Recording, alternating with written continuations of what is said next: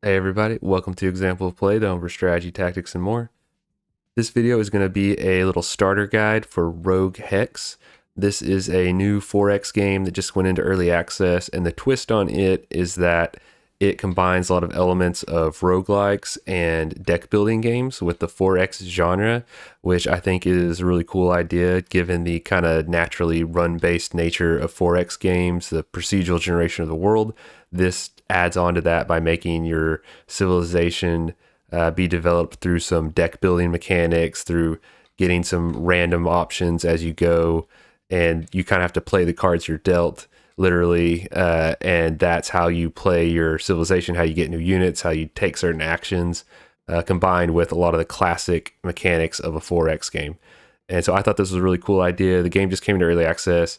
It's a solo developer project, so as you can see, the graphics aren't too crazy, but the mechanics are really cool.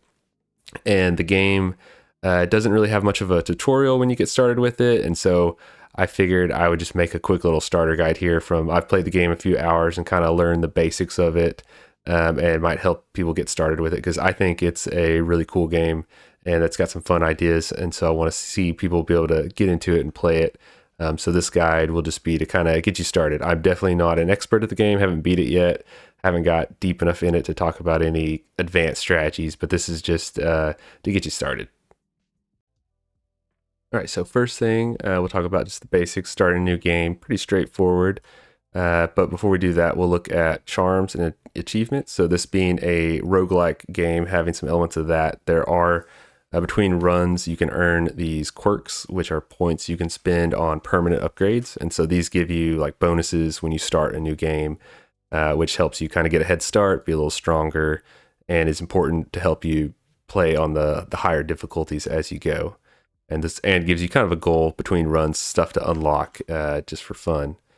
And then achievements are just like your Steam achievements, but when you do these in the game, they give you some bonuses. So some unlock new items and things, and some give you the quirks, the points you can spend on those other permanent upgrades. So it gives you a reason to kind of pursue these different achievements, a little tangible reward. But whenever we're just going to start a new game, just click there.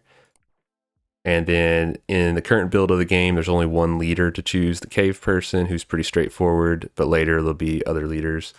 Over here, we can see his benefit is heals all units one each turn, so that's nice. And then as you play a certain leader, you can level up over time to unlocks more cards and options for that leader.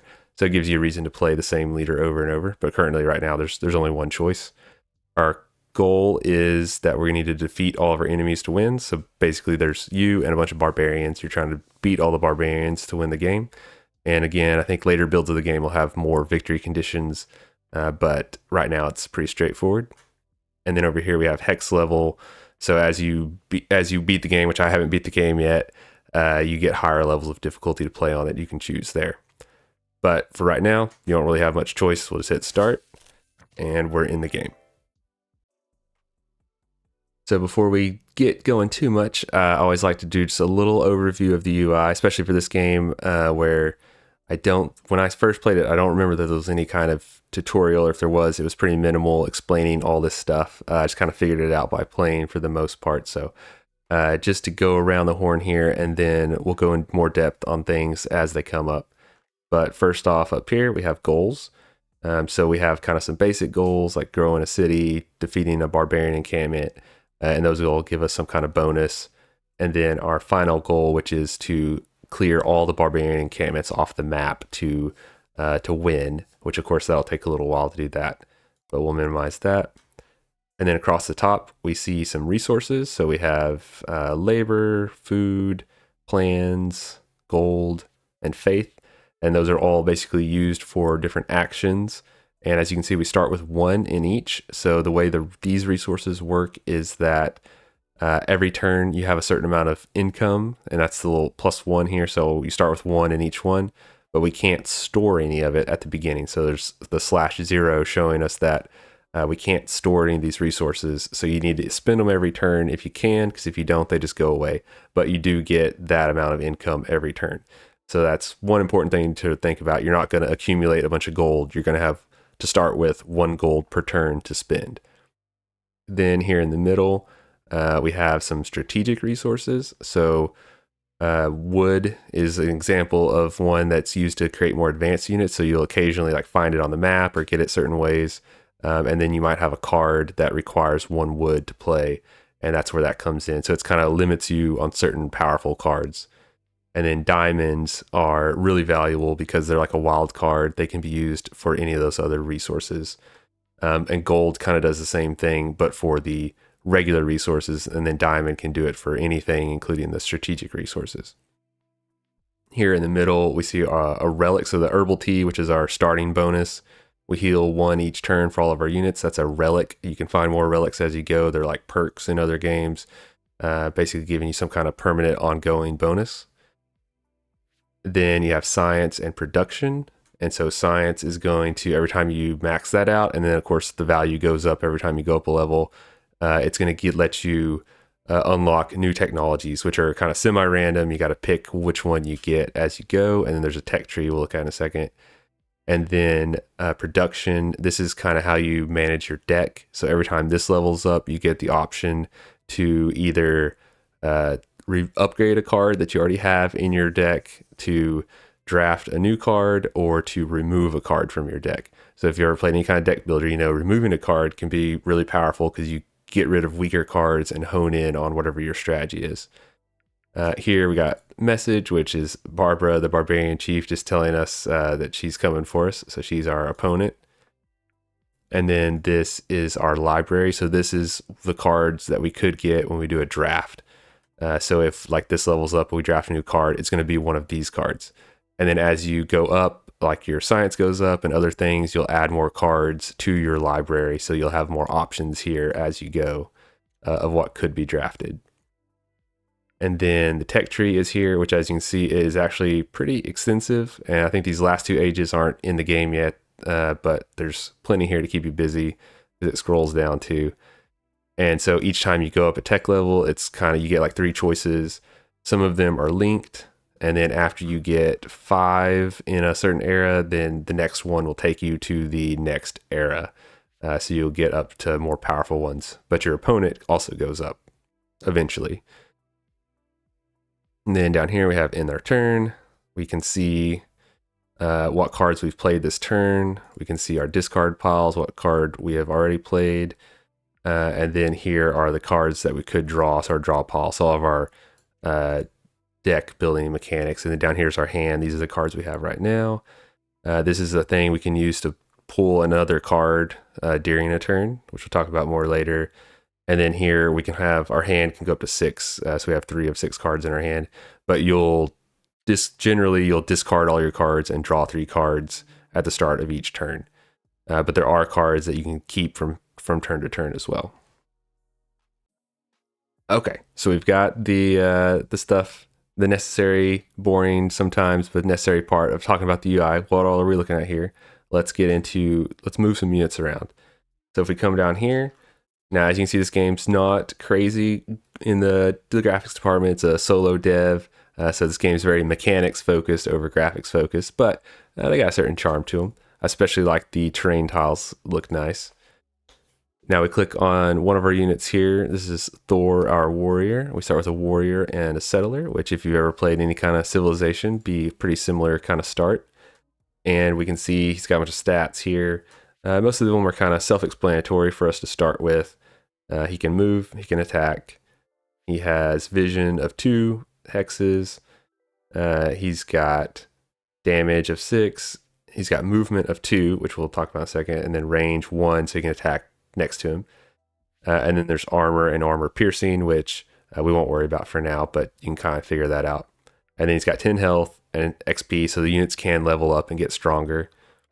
Now, if we look after we select him, we see that we've got this purple outline, and that's showing us how far he can move. But there is a little twist to movement in this game.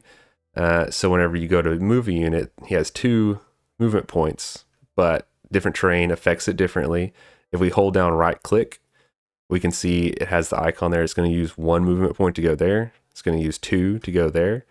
But if we want to move further than that, we can by using this little feather icon, and that is our plans resource up here. So plans is used to move units further beyond their normal movement range. And that's something important to figure out. And this is shared between all your units. So once you use it up with one unit, another unit, they're gone. You can't use more of them unless you play a card maybe that gives you some more. So we'll just look at if we move him here, that uses 1, but we could move him further, and these hills slow you down a little. It takes 2 points to move up on the hill, and then the mountains are impassable. But if we step up on this hill, we'll find that we can see much further when we're up on top of a hill, so that's good to know. And then we found some more interesting terrain there, so that'll be nice to check those out. If we select our settler, we can see it's got the option to settle, and the game will helpfully give you some suggested spots to settle your city on. Now, the things you should definitely look for are some terrain features. You know, you want your city to be defensible, but you also want to look for resources. So the normal hexes don't give you any kind of particular resource, though some of them, there are cards later that can affect depending on like what kind of terrain you have around you. But for your starters, you're looking at resources. And these are going to increase your production up here of different things every turn. And so you want to get those within the borders of your city to get those benefits. So like corn, pretty straightforward, gives you +1 food. So it'll make our food go from 1 to 2 per turn. And then the sheep will have our city grow a little faster. You can click around and see all the different things. Basically, the more of these you have, the better. You're going to have more income. So we'll just click there, and we'll go ahead and settle. And now we've settled our first city. Now, whenever we settle a city, this will pop up. Just let's pick a development, but we'll come back to that here in a second. The first thing we'll look at just is that now that within our borders, we got this copper and this corn, and we can see this has gone up to, our income is 2. And then over here, our income on our production is now 3 per turn. Just so you can see that change it made. And then looking at our city, we can see it has 1 citizen, which matters for certain cards. It has growth. It can go up over turns as it grows, which will show you how to do that. And then the city can expand at the cost of 1 food. So if we click that, we can choose another hex to expand to. And then of course this cost goes up over time. But food can also be used to feed your city if we do it here, and that's going to make it go up on the growth. So that's how you grow your city. And then every time you grow your city, you'll get a development, which we'll click this. You get a free one when you start, and then every time it grows, you get another one. And these are going to be some different bonuses for your city. And so we could have it have +2 production, see further and through woods, or get +2 science. So, you know, all of these are good things. And then we could also use faith, which is this resource here, that can be used for rerolls. And this is an example of any of the times you get choices with your cards, you can reroll. So every turn to start with, we have basically 1 that we could use. So we'll just do it now to see what else we get. And so we got charter instead, +10 plans, which is, yeah, really good. So we definitely want to take that. Because, yeah, that's going to jump us up to having +10 plans every turn, so we can move our units really far. So that's pretty powerful. But by choosing that, we didn't get, you know, one of the other things. But we could still expand our city. We'll expand out here. So +1 on our growth. So now this city is going to get +1 growth every turn as well. Now, if we go over here and select our warrior again, we can see, oh, suddenly we have 10 plans. We can move really far using those if we wanted to. But instead of going that way, we'll check over here. And so we found these 2 tiles, so a ruins tile and a village tile. And like in most civilization games, you can go into these to get some kind of bonus, but here you can actually leave them and add them to your city, and you'll get this bonus income if it's in your city. And then the way to not have your unit capture it if you walk onto it is to click this little lock right there. And then that'll make it where if he walks onto it, he won't capture it. But let's say we do want to go to this village and get the gift from them, which will be some kind of little bonus. And we'll see that we can choose quite a few things here, but we can't re-roll anymore because we already spent that this turn. So we'll say, we'll take the diamond just for an example. So now we have 1 diamond there, which then we can use to replace any other cost, which is nice. That's one way you can find a diamond every once in a while. And if we were to go on the ruin, usually you find a relic there instead of just a regular gift. You'll find one of these really powerful perks there. But if we leave it there, it gives us +3 science if we add it to our city. And so to see if we can get that added to our city, we'll go ahead and end our turn. We have, oh yeah, we have plans. So it will warn you if you have some of these things you could still spend. And so we'll just move there. And then we'll hit next turn. So we got an invention. So when your production goes up enough, you get an invention. Which talk about that's going to be, you can upgrade a card, draft a card, or remove a card. So this is a lot of your classic deck building mechanics. Upgrading a card can be nice. You can make any of the ones in that you already have, make them stronger. And this is the individual cards that you already have. So you can make like a warrior, a level 2 warrior card, which would be nice. But these other ones, basically a lot of them, it'll double whatever their benefit is. It just depends, like any good deck building game. We could draft a card into our deck. So it'll give us a few options from our library, and these cards, you draft it and it'll go straight into your hand so you can use it immediately. And then it should be noted, so this is a good way to get more units. This is one of your most reliable ways to get more units. But each of these cards has the fragile mechanic, so it actually, you can only use it once and then it's gone. Just something to be aware of. And then we could remove a card, so we could take a card out of our deck, which if we were going for a certain strategy, or we wanted to reduce how many weak cards are in our deck versus strong cards, you could use that to keep thinning your deck down. But just for now, we'll go with draft, and we'll say we'll take a scout, because a scout's pretty useful to us. And one early game unit you're going to want to have for sure. And then that gives us the chance to look at how to play a card. So down here is our hand, and then it's going to say what each one does.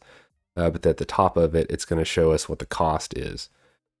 And usually with you playing a card from your hand, it's going to have a labor cost. So that's used for drawing and playing cards.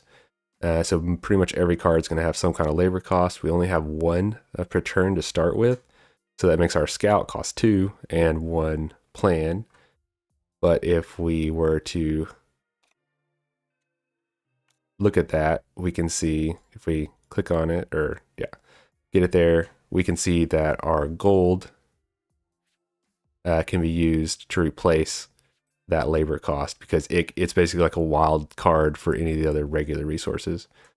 And then looking at that, I see our plans went down to 1. So I guess that card I got on last turn, that wasn't a permanent upgrade. That was just a one-time upgrade. So that was the first time I'd seen that card come out. That did seem really powerful to get that. So yeah. But if we wanted to do that, we'll see it. We highlight it. We see it changes 1 gold, 1 labor. So we can use that to play this scout. And then you get to pick where you want to put it within your borders. And then a scout is kind of like a warrior, except that they can get experience. They're not as good for fighting, but they can move a little faster. And they get experience for uncovering new tiles. So if we move up on a hill, he'll be able to see really far. And he gets XP from all that. We'll see if we can get him leveled up so we can show how to level up a unit. And then if we go back to our city here, we can see we can expand for 2 food, which we have 2 food per turn now. And we'll do that to get those ruins there. But then that adds +3 to our science. So we'll level that up at the end of this turn for sure. And then we can't play any other cards at the moment, so we'll just hit next turn. All right, so we saw there, we'll put that down for a second.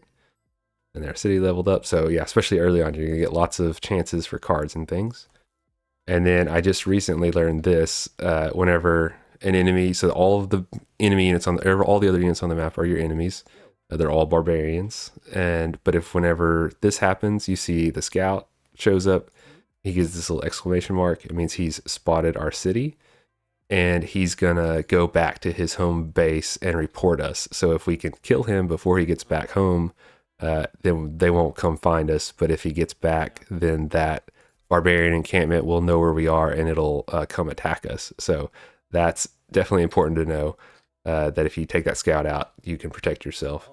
But I think our warrior is going to be too far away to be much help. But we could try to cut him off with our scout.